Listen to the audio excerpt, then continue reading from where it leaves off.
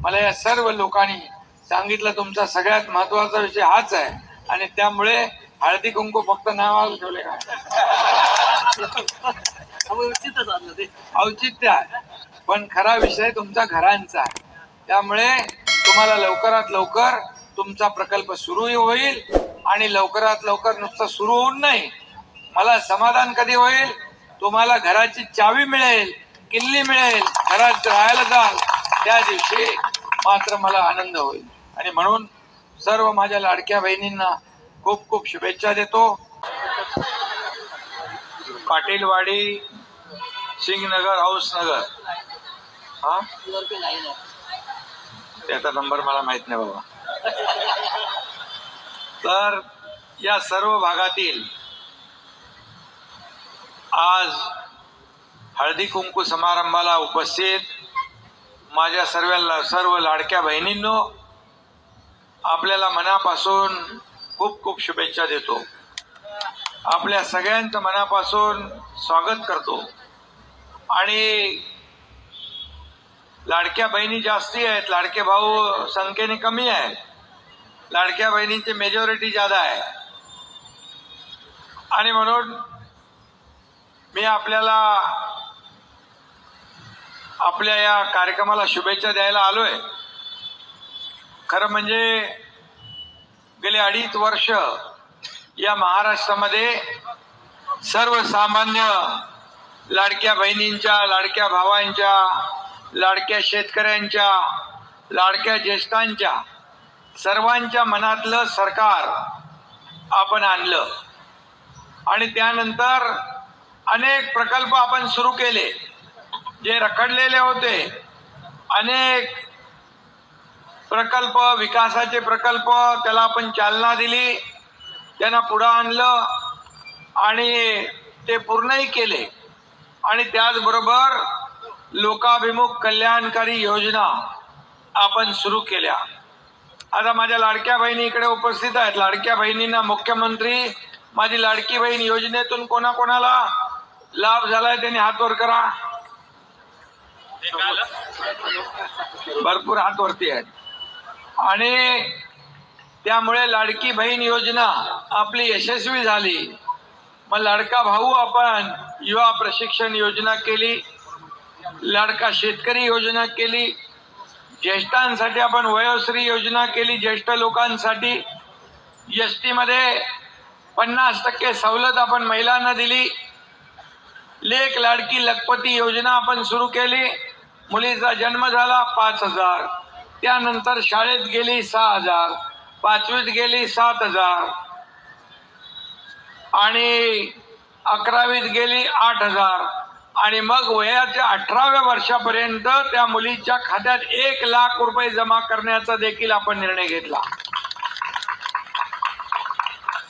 आणि ज्या मुलींना उच्च शिक्षणासाठी पालकांना परवडत नव्हतं त्यांना 50% सवलत होती. 50% सवलत ज्या मुलींना होती उच्च शिक्षणामध्ये त्यांना देखील आपण, एका मुलीने आत्महत्या केली, 50% देखील पालकांना भरता येत नाही म्हणून तुमच्या या लाडक्या भावाने त्यांचे 50%चे 100% फी माफ करून टाकली. अशा अनेक आपण योजना केल्या, शेतकऱ्यांसाठी केल्या, ज्येष्ठांसाठी केल्या, तरुणांसाठी केल्या. आणि या राज्यामध्ये असे अनेक निर्णय आपण घेतले की कधी आतापर्यंतच्या इतिहासामध्ये एवढे मोठे निर्णय घेतले नव्हते. आणि त्यामुळे या विधानसभेच्या निवडणुकांमध्ये तुम्ही एवढा मोठा विजय मिळवून दिला की सगळ्या विरोधकांचं डिपॉझिट गुल झालं, चारी मुंड्या चित झाले आणि महायुती सरकार निवडून आलं, बहुमताने आलं. आणि म्हणून आता आमची जबाबदारी आणखी वाढलेली आहे. माझ्या लाडक्या बहिणींची योजना विरोधक किती काही म्हणत असले तरी लाडकी बहीण योजना जी आहे ती कधी आम्ही बंद होऊ देणार नाही. आणि जे आम्ही बोलतो ते करतो. बाळासाहेबांनी, आनंद दिघे साहेबांनी आपल्याला काय शिकवलंय? जो शब्द द्याल तो एकदा नाही, 10 वेळा नाही, 100 वेळा विचार करून द्या. आणि एकदा शब्द दिला की मग मागे फिरायचं नाही. हे काम आनंद दिघे साहेबांनी शिकवण, बाळासाहेबांची शिकवण आहे. आणि म्हणून बाळासाहेब दिघे साहेबांचे विचार घेऊन आपण राज्य पुढे चालवलं. आता या राज्यामध्ये आज आपण आणखी पुढं या राज्याचा सर्वांगीण विकास करतोय. देशाचे आदरणीय प्रधानमंत्री मोदी साहेब आपल्याला मदत करतायत. परवाचं का बजेट आपण पाहिलं, त्या बजेटमध्ये देखील सर्वसामान्य मध्यमवर्गीयांना न्याय देण्याचा निर्णय आदरणीय मोदी साहेबांनी देखील घेतला. तो देखील आपल्या राज्यासाठी खूप फायद्याचा आहे. कारण करदाते आपल्याकडे जास्त आहेत, आपल्याकडे इन्फ्रास्ट्रक्चर जास्त आहे, आपल्याकडे शेतकरी मोठ्या प्रमाणावर आहेत. त्यांना देखील सर्व म्हणजे खऱ्या अर्थाने लोकाभिमुख असा अर्थसंकल्प, राज्याला महासत्तेकडे, आर्थिक महासत्तेकडे घेऊन जाणारा अर्थसंकल्प आणि विकसित भारताकडे वाटचाल करणारा अर्थसंकल्प आपण पाहिला. आणि म्हणून हे डबल इंजिन सरकार काम करत आहे. मी मागच्या वेळेस 2.5 वर्षापूर्वी या राज्याचा मुख्यमंत्री म्हणून काम केलं. देवेंद्रजी उपमुख्यमंत्री होते, अजितदादा उपमुख्यमंत्री होते, मी सीएम होतो. लोक म्हणायचे सीएम म्हणजे चीफ मिनिस्टर, मी म्हणायचो सीएम म्हणजे कॉमन मॅन. आणि म्हणून सर्वसामान्य माणसामध्ये जाणारा, मग त्याच्यामध्ये कुठलाही प्रोटोकॉल आडवा येत नाही. आणि म्हणून सर्वसामान्यांचा मुख्यमंत्री म्हणून एक काम मी केलं. आता मी DCM आहे, देवेंद्रजी मुख्यमंत्री आहेत. आता DCM म्हणजे मी समजतो डेडिकेटेड टू कॉमन मॅन, म्हणजे सर्वसामान्य माणसाला समर्पित. शेवटी सर्वसामान्य माणूसच आपला आहे ना, आपली नाळ त्याच्याबरोबर जुळलेली आहे.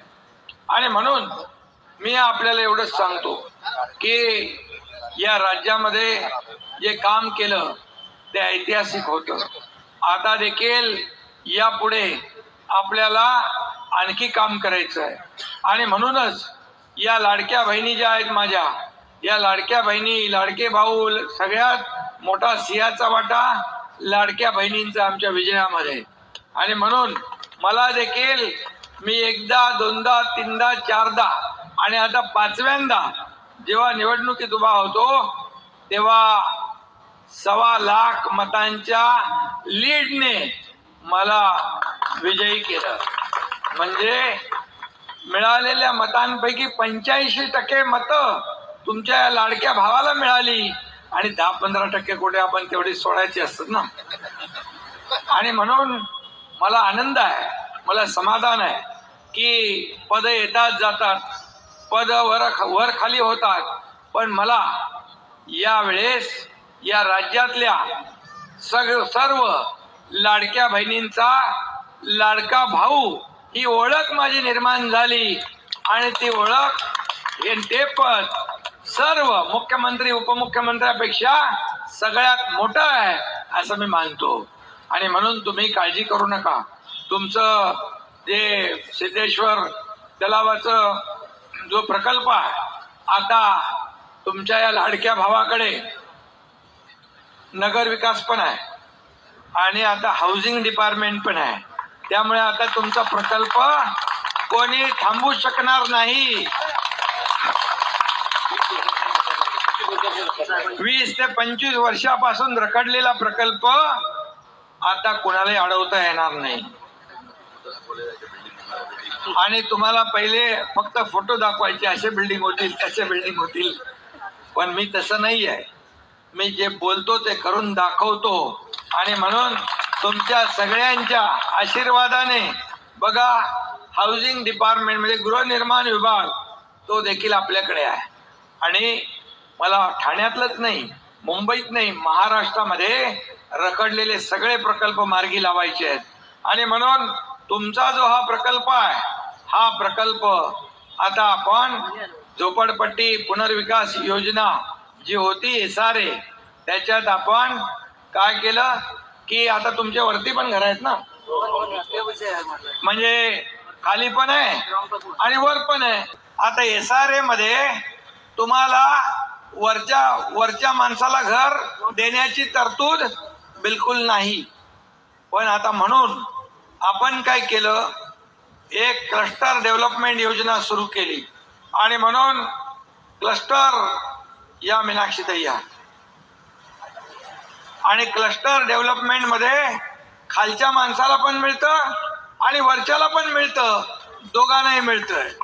म्हणजे जे लोक राहत आहेत त्या सगळ्यांना घर देण्याचा निर्णय आपण घेतला आणि क्लस्टर हे डेव्हलपमेंट हे खरं म्हणजे हे तुमचा हा लाडका भाऊ गेले 20 वर्षापासून संघर्ष केला. माझं एवढंच होतं, कारण धोकादायक इमारतीमधल्या लोकांना घरं कशी देणार, ते अनधिकृत इमारती आहेत. SRA मधल्या खालच्या माणसाला तर मिळेल, वरच्या माणसाला कसं देणार, म्हणून आपण क्लस्टर डेव्हलपमेंट आपण सुरू केली. ही क्लस्टर डेव्हलपमेंट ही योजना देशात नाही जगात कुठंच नाही, ती आपण महाराष्ट्रामध्ये आणली आहे. आणि ते तुमच्या या लाडक्या भावाचं स्वप्न आहे की क्लस्टर डेव्हलपमेंटच्या माध्यमातून सगळ्यांना घर, जसं पंतप्रधान मोदी साहेब म्हणतात सगळ्यांसाठी घर, तसे या राज्यामध्ये ठाण्यामध्ये मुंबईमध्ये सगळ्यांसाठी घर देणारा हा क्लस्टर डेव्हलपमेंट आहे. कारण SRA मध्ये खालच्याला मिळतं वरच्याला मिळत नाही आणि म्हणून तो वाद नको म्हणून आपण क्लस्टर डेव्हलपमेंट आणलं.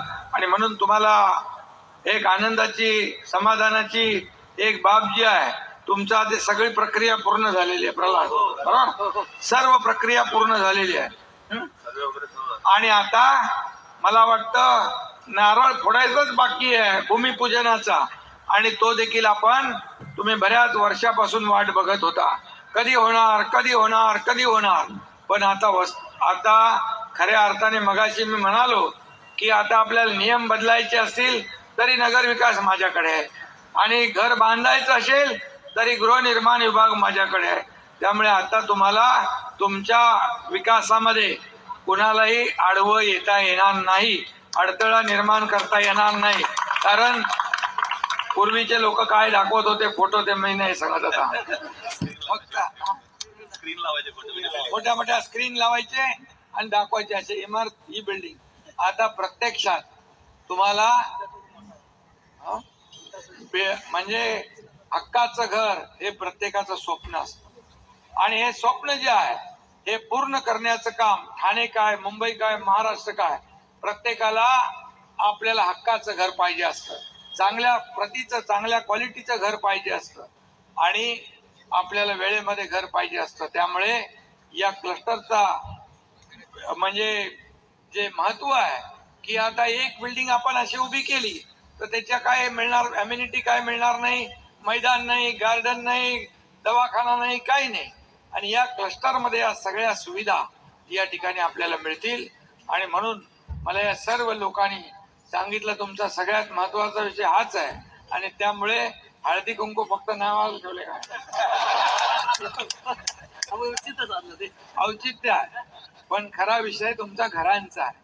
त्यामुळे तुम्हाला लवकरात लवकर तुमचा प्रकल्प सुरू होईल, आणि लवकरात लवकर नुसतं सुरू होऊन नाही, मला समाधान कधी होईल, तुम्हाला घराची चावी मिळेल, किल्ली मिळेल, घरात राहायला जाल त्या दिवशी मात्र मला आनंद होईल.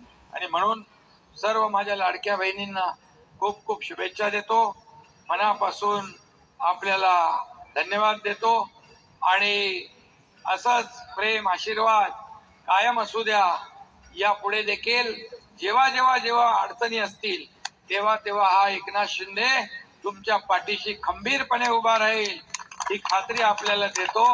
कारण तुम्ही ठाणेकर, आनंद दिघे साहेबांनी मला संधी दिली, बाळासाहेबांचे आशीर्वाद लाभले आणि ठाणेकरांचे आशीर्वाद लाभले, म्हणून हा सर्वसामान्य कार्यकर्ता या महाराष्ट्राचा मुख्यमंत्री होऊ शकला. आणि त्यामुळे ठाणेकरांचा जो जिव्हाळ्याचा विषय आहे तो जिव्हाळ्याचा विषय मार्गी लावण्याचं काम ही जबाबदारी माझी आहे. आणि म्हणून तुम्हाला सगळ्यांना खूप खूप शुभेच्छा, हळदी कुंकाच्या शुभेच्छा. मी थोडा लवकर आलो वाटलं मला, कारण मला कारण हे अरे बाबा नाही, मला इथून परत मुंबईला जायचं म्हणून मी, आणि हेमंत पवार याला जिम्मेदार आहे, हेमंत पवारने बोलायला लवकर या. आणि म्हणून सगळ्या आलेल्या माझ्या लाडक्या बहिणींचं मनापासून मी स्वागत करतो. मनापासून आपल्याला शुभेच्छा देतो. मागे गणेशोत्सवाच्या देखील सर्वांना खूप खूप शुभेच्छा. धन्यवाद. जय हिंद, जय महाराष्ट्र.